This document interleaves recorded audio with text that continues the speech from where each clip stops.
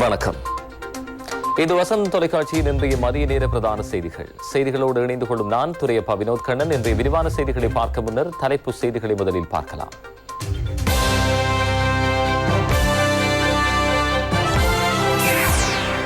நேற்று 18,769 பேர் குணமடைந்த நிலையில் 4,364 பேர் கொரோனா கொத்தணியில் இணைவு. 60 வயதுக்கு மேற்பட்டோருக்கு வீடு வீடாக சென்று தடுப்பூசி ஏற்றும் நடவடிக்கை நாடு முழுவதும். ஊரடங்கு சட்டத்தினால் மூடப்பட்ட மெனிங் வர்த்தக சந்தை நாளை முதல் வாரத்திற்கு 4 நாட்கள் திறக்கப்படுகின்றன. ஊரடங்கை மீறி கொழும்புக்குள் நுழையும் வாகனங்களை தேடி தொடர்ந்தும் சுற்றி வளைப்போம். ஆளும் போது பொருளாதார பாதாளத்தில் தள்ளிய எதிர்க்கட்சி இன்று பொருளாதாரம் குறித்து கதைப்பது நகைப்புக்குரியது. அமைச்சர் பந்துல தெரிவிப்பு. சிறைச்சாலை வைத்தியருக்கு மரண அச்சுறுத்தல் விடுத்ததாக ரிஷாட்டுக்கு எதிராக முறைப்பாடு. விசாரணைகள் ஆரம்பம். ஆப்கான் நாட்டவர்களை மீட்டெடுக்க 18 விமானங்களை பயன்படுத்துகிறது அமெரிக்கா.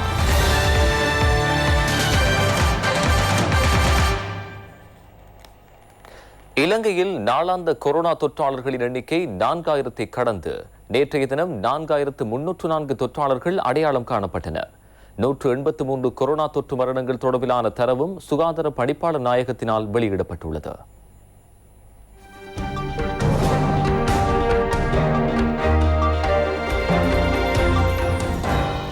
நேற்றைய தினம் நாட்டில் 4,304 கொரோனா தொற்றாளர்கள் அடையாளம் காணப்பட்டதை அடுத்து இலங்கையில் அடையாளம் காணப்பட்டுள்ள மொத்த கொரோனா தொற்றாளர்களின் எண்ணிக்கை 3,90,000 அதிகரித்துள்ளது. 40,475 பேர் தொடர்ந்து வைத்தியசாலைகளிலும் சிகிச்சை மத்திய நிலையங்களிலும் சிகிச்சை பெறுகின்றனர். 3,42,159 பேர் பூரண குணமடைந்துள்ளனர். கடந்த 21ஆம் தேதி ஏற்பட்ட 183 கொரோனா மரணங்கள் தொடர்பிலான தகவல்களை நேற்றைய தினம் சுகாதார சேவைகள் பணிப்பாளர் நாயகம் உறுதிப்படுத்தினார். இதில் 107 ஆண்களும் 76 பெண்களும் உள்ளடங்குகின்றனர். உயிரிழந்தவர்களில் 136 பேர் 60 வயதுக்கு மேற்பட்டவர்கள் என சுகாதார பிரிவு தெரிவிக்கிறது. 30 முதல் 59 வயதுக்கு இடைப்பட்ட 45 பேரும் 30 வயதுக்கு குறைந்த 2 இதில் உள்ளடங்குகின்றனர். அதற்கமைய இலங்கையில் மொத்த கொரோனா மரண எண்ணிக்கை 7,366 உயர்ந்துள்ளது.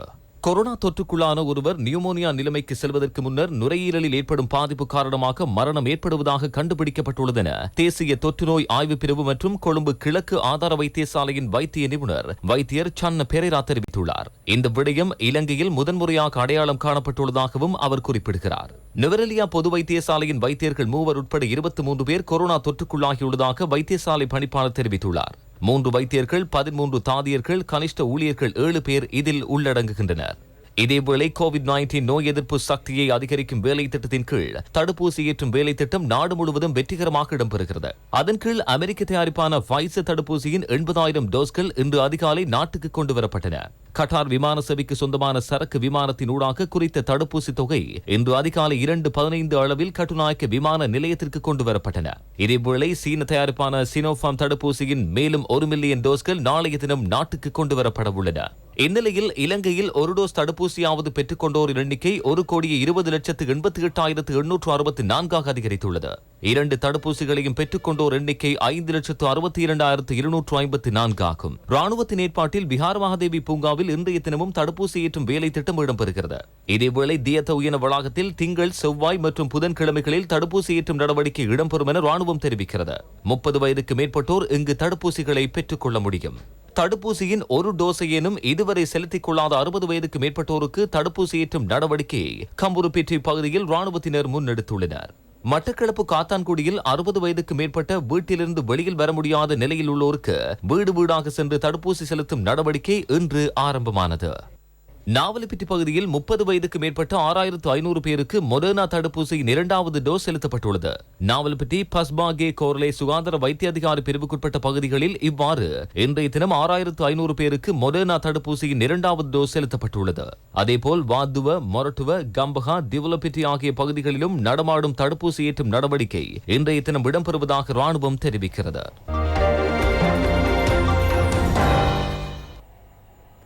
தனிமைப்படுத்தல் ஊரடங்கு சட்டம் அமல்படுத்தப்பட்டதை அடுத்து மூடப்பட்டிருந்த மெனிங் மொத்த வர்த்தக சந்தையின் விசேட பொருளாதார மத்திய நிலையம் நாளை முதல் வாரத்திற்கு 4 நாட்கள் திறக்கப்பட்டிருக்கும் என அறிவிக்கப்பட்டுள்ளது. இதேவேளை தனிமைப்படுத்தல் சட்ட விதிமுறைகளை மீறி கொழும்பு நகருக்குள் நுழையும் வாகனங்களை சோதனை செய்யும் நடவடிக்கை தொடர்ந்தும் இடம்பெறுகிறது. தனிமைப்படுத்தல் ஊரடங்கு சட்டத்தை மீறுகின்றமை மற்றும் தனிமைப்படுத்தல் சட்டத்திட்டங்களை மீறுகின்றமை தொடர்பில் கடந்த 24 மணி நேரத்தில் 502 பேர் கைது செய்யப்பட்டுள்ளதாக போலீசார் தெரிவிக்கின்றனர். அதற்கமைய தனிமைப்படுத்தல் சட்டத்தை மீறியவர்கள் தொடர்பில் இதுவரை 56,796 பேர் கைது செய்யப்பட்டுள்ளனர். இதேவேளை மேல் மாகாணத்திற்குள் நுழையும் மற்றும் வெளியேறும் 13 இடங்களில் அமைக்கப்பட்டுள்ள வீதி தடைகளில் நேற்றைய தினத்தில் மாத்திரம் 757 வாகனங்களும் 1509 நபர்களும் பரிசோதனைக்கு உட்படுத்தப்பட்டனர்.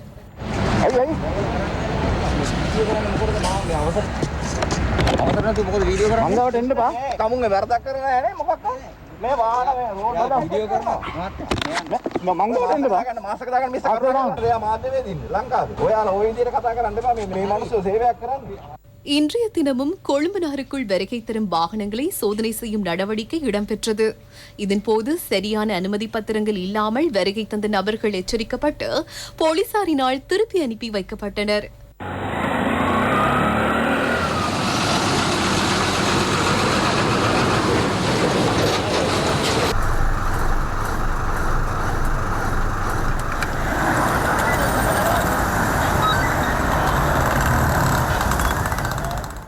ராணுவத்தினரின் துரித மிதிவண்டி படைப்பிரிவினர் தனிமைப்படுத்தல் ஊரடங்கு சட்டத்தை மீறுவோரை கண்டுபிடிக்கும் நோக்கில் கொழும்பு நகரில் விசேட சோதனை நடவடிக்கையில் ஈடுபட்டுள்ளனர். தனிமைப்படுத்தல் சட்ட விதிகளை மீறி ஹதன் கொட்டகலை பகுதி போகஹாவத்த கோவிலில் உற்சவம் நடாத்திய சம்பவம் தொடர்பில் குறித்த ஆலயத்தின் நிர்வாக குழுவுக்கு எதிராக சட்ட நடவடிக்கை எடுக்கப்பட உள்ளதாக கொட்டகல சுகாதார வைத்திய அதிகாரி கே சுதர்ஷன் தெரிவித்தார். இந்நிகழ்வில் அதிகளவான மக்கள் கலந்து கொண்டதோடு கலந்து கொண்டவர்கள் முகக்கவசம் அணியாதிருந்ததையும் காணக்கூடியதாக இருந்தது. மெனிங் மொத்த வர்த்தக சந்தையின் விசேட பொருளாதார மத்திய நிலையம் நாளை முதல் வாரத்தில் 4 நாட்களுக்கு திறக்கப்பட்டிருக்கும். செவ்வாய், புதன், சனி மற்றும் ஞாயிற்றுக்கிழமைகளில் இவ்வாறு திறக்கப்பட்டிருக்கும். எவ்வாறெனினும் இன்றைய தினம் சில வர்த்தகர்கள் பெருந்தெருக்களில் தமது பொருட்களை விற்பனை செய்வதை காணக்கூடியதாக இருந்தது.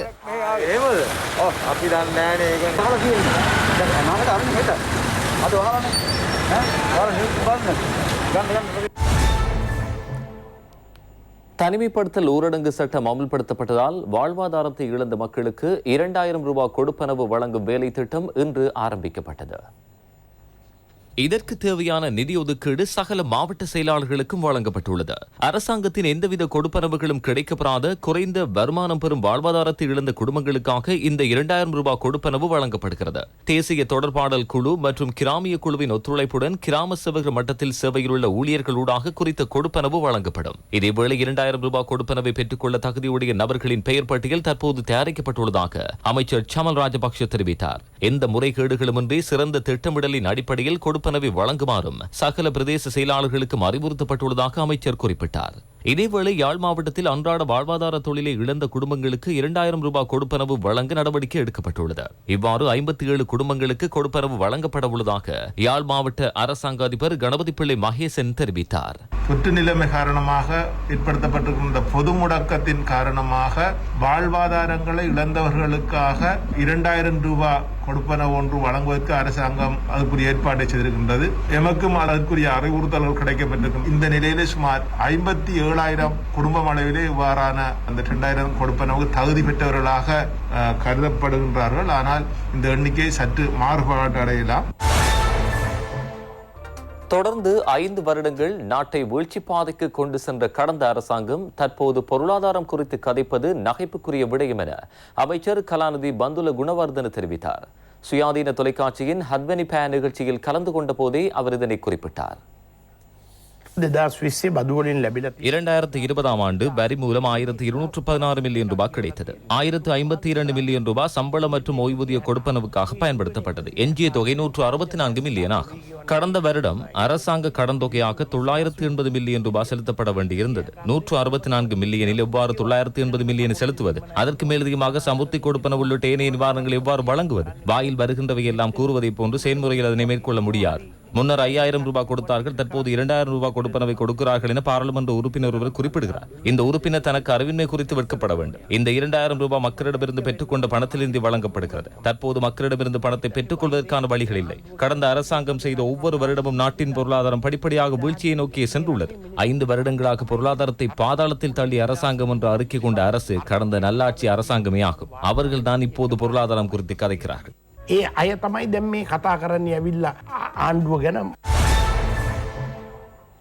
பாராளுமன்ற உறுப்பினர் ரிஷாட் பதியுதீன் மரண அச்சுறுத்தல் விடுத்ததாக சிறைச்சாலை வைத்தியசாலை வைத்தியர் ஒருவர் போலீசில் முறைப்பாடு செய்துள்ளார்.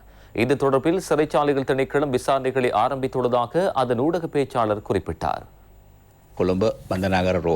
கொழும்பு சிறைச்சாலை வைத்தியசாலையில் பணிபுரியும் வைத்தியர் ஒருவர் மெகசின் சிறைச்சாலைக்கு சென்றுள்ளார். அங்கிருக்கின்ற கைதிகளின் சுகாதாரம் குறித்து ஆராய்வதற்காக அவர் அங்கு சென்றுள்ளார். அங்கு ஏனைய நோயாளர்களுக்கு மருந்து வழங்கிக் கொண்டிருக்கும் போது அந்த நேரத்தில் குறித்த பாராளுமன்ற உறுப்பினரை சுகாதார காரணங்களுக்காக மருந்து வழங்கும் இடத்திலிருந்து வெளியில் நிற்குமாறு குறித்த வைத்தியர் தெரிவித்திருக்கிறார். ஒருவரின் பின் ஒருவர் அழைக்கப்படுவதாகவே வைத்தியர் குறிப்பிட்டுள்ளார். இதன்போது பாராளுமன்ற உறுப்பினர் ரிஷாட் பதியுதீன் அவர்கள் குறித்த வைத்தியருக்கு மரண அச்சுறுத்தல் விடுக்கும் வகையில் திட்டியுள்ளார். இந்த மரண அச்சுறுத்தல் மற்றும் தன்னை திட்டியமை குறித்த வைத்தியர் சிறைச்சாலை ஆணையாளருக்கு, போலீஸ் மா அதிபருக்கு, சுகாதார சபைகள் பணிப்பாளருக்கு, சுகாதார செயலாளருக்கு எழுத்துமூலமாக முறைப்பாடு செய்துள்ளார். இது தொடர்பில் சிறைச்சாலைகள் திணைக்களம் உதவி சிறைச்சாலைகள் ஆணையாளர் தலைமையில் குழு ஒன்றை அமைத்து விசாரணைகளை ஆரம்பித்துள்ளது. அதற்கு மேலதிகமாக போலீசாரும் இது தொடர்பில் விசாரணைகளை முன்னெடுத்துள்ளனர்.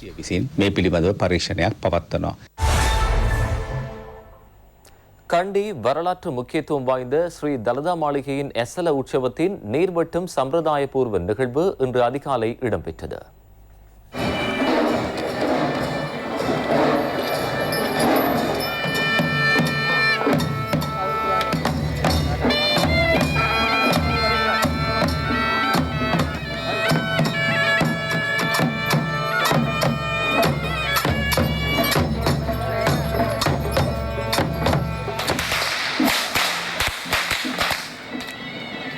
கண்டி வரலாற்று முக்கியத்துவம் வாய்ந்த ஸ்ரீ தலதா மாளிகை எசல பெரஹர உற்சவத்தின் இறுதி ரந்தோலி மகா பெரஹர வீதி ஊர்வலம் நேற்றிரவு இடம்பெற்றது. தலதா வீதி, யற்றினுவர வீதி, கந்தி வீதி, DS சேனாநாயக்க வீதி மற்றும் ரஜ வீதி ஊடாக ஊர்வலம் இடம்பெற்றது. இறுதி ரந்தோலி பெரஹரவின் புனித பேழையை நெடுங்கமுவ ராஜா யானை சுமந்து பயணித்தது. மேல்நாட்டு, கீழ்நாட்டு சப்ரகமுவ உள்ளிட்ட பகுதிகளின் கலாசாரங்களை முன்னெடுக்கும் வகையிலான நடனங்களும் இங்கு அரங்கேற்றப்பட்டன.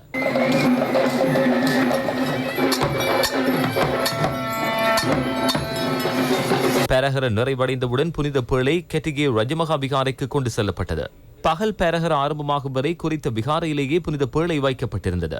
பின்னர் கண்டி எசல மகா பெரஹர உற்சவத்தின் முக்கிய நிகழ்வான நீர்வட்டும் நிகழ்வும் பூரண சம்பிரதாயங்களுக்கு அமைய இன்று அதிகாலை 5 மணிக்கு கெட்டம்பை மகாபலி ஆற்றில் இடம்பெற்றது.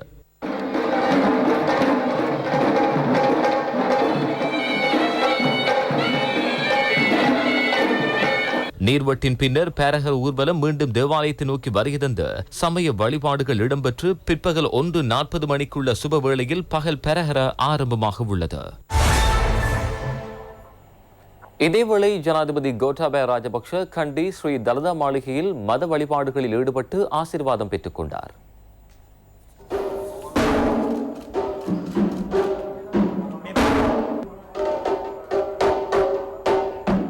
தலதா மாளிகைக்கு வருகின்ற ஜனாதிபதியை தியவதன நிலைமே பிரதீப் நிலங்கு தேல வரவேற்றார். பின்னர் மத வழிபாடுகளில் ஈடுபட்ட ஜனாதிபதி ஆசீர்வாதம் பெற்றுக் கொண்டார்.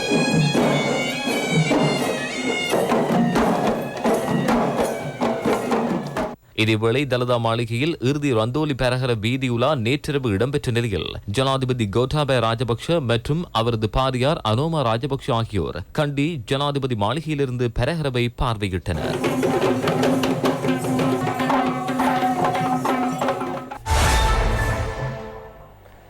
பயண தடைக்கு மத்தியில் சூட்சுமமான முறையில் முன்னெடுத்து செல்லப்பட்ட வெளிநாட்டு சிகரெட் வர்த்தக நடவடிக்கையை இலங்கை கலால் அதிகாரிகள் சுற்றி வளைத்துள்ளனர். சட்டவிரோதமாக வரி செலுத்தாமல் வெளிநாட்டிலிருந்து கொண்டு வரப்பட்டு இடம்பெறும் வர்த்தகமே இவ்வாறு கண்டுபிடிக்கப்பட்டது. ஜாயல கலால் காரியாலய அதிகாரிகள் பாலேகுட பகுதியில் இவ்வாறான 2046 சிகரெட்டுகளை கைப்பற்றியுள்ளதோடு 2 சந்தேக நபர்களையும் கைது செய்தனர். சட்டவிரோதமாக இவ்வாறு சிகரெட்டுகள் கொண்டு வரப்பட்டு நாடு முழுவதும் பகிர்ந்தளிக்கப்படுவதாக தெரிய வருகிறது. கம்பகா உதவி கலால் ஆணையாளர் உப்புல் துஷாரவின் மேற்பார்வையில் இது குறித்தான மேலதிக விசாரணைகள் இடம்பெறுகின்றன. மட்டக்களப்பு புதூர் பகுதியில் ஊரடங்கு சட்ட கால பகுதியில் அனுமதி பத்திரமின்றி சட்டவிரோதமான முறையில் மதுபான விற்பனையில் ஈடுபட்ட ஒருவரும் சட்டவிரோத கசிப்பு விற்பனையில் ஈடுபட்ட ஒருவரும் கைது செய்யப்பட்டதாக மட்டக்களப்பு மாவட்ட குற்ற விசாரணை பிரிவு தெரிவிக்கிறது. இதன்போது 5000 மில்லி லிட்டர் கசிப்பு பெருமளவு போத்தல்களில் அடைக்கப்பட்டிருந்த மதுபானங்கள் என்பன கைப்பற்றப்பட்டன. சந்தேக நபர்கள் இருவரையும் மட்டக்களப்பு நீதவான் முன்னிலையில் ஆஜர்படுத்த உள்ளதாக போலீசார் தெரிவித்தனர். மட்டக்களப்பு மாவட்டத்தில் கேரள கஞ்சா விற்பனையில் ஈடுபட்டு வந்த பிரபல கஞ்சா விற்பனையாளர் இன்றைய தினம் மாவடிவம்பு பகுதியில் வைத்து கைது செய்யப்பட்டார். சந்தேக நபரிடமிருந்து சுமார் 2 கிலோகிராம் கேரள கஞ்சா கைப்பற்றப்பட்டது. அவர் பயணித்த மோட்டார் சைக்கிளையும் மீராவூர் போலீசார் கைப்பற்றியுள்ளனர். சந்தேக நபரையும் கைப்பற்றப்பட்ட கஞ்சாவையும் மீராவூர் சுற்றுலா நீதிமன்ற நீதிபதி முன்னிலையில் ஆஜர்படுத்த நடவடிக்கை எடுக்கப்பட்டுள்ளது. இத்துடன் வசந்தம் தொலைக்காட்சியின் இன்றைய மதிய நேர பிரதான செய்திகள் நிறைவுக்கு வருகின்றன. எமது அடுத்த பிரதான செய்திகளை வழமை போல் இன்று இரவு 8 மணிக்கு எதிர்பாருங்கள். வணக்கம்.